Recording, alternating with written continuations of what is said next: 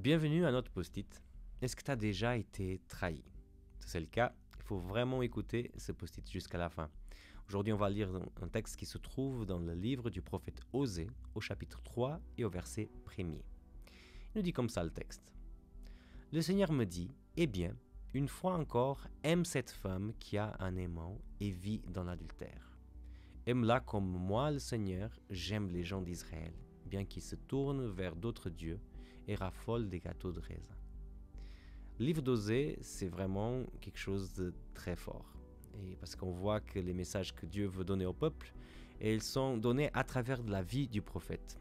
Et là, on connaît bien cette parabole du fait que Dieu va demander à Osée de prendre une femme qui était prostituée. Le but, c'est de montrer une certaine comparaison entre ce que Dieu vit et ce que Osée allait vivre. Mais souvent, quand on parle d'histoire d'Osée, on dit que Dieu l'a obligé ou l'a commandé de se marier avec une prostituée. Mais quand on lit le texte, on voit que le texte ne dit pas ça. Le texte ne parle pas de mariage.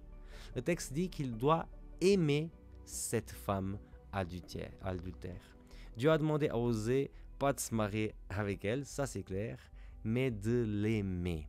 Et c'est très difficile d'aimer quelqu'un qui nous trahit.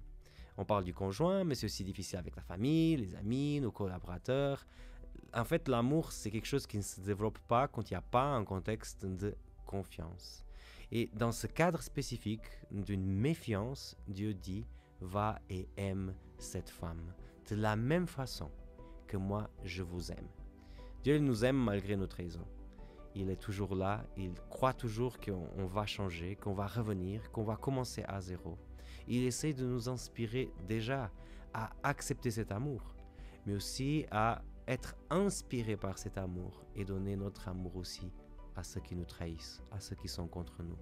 Mon conseil pour toi aujourd'hui, c'est que tu te laisses aimer par notre Dieu.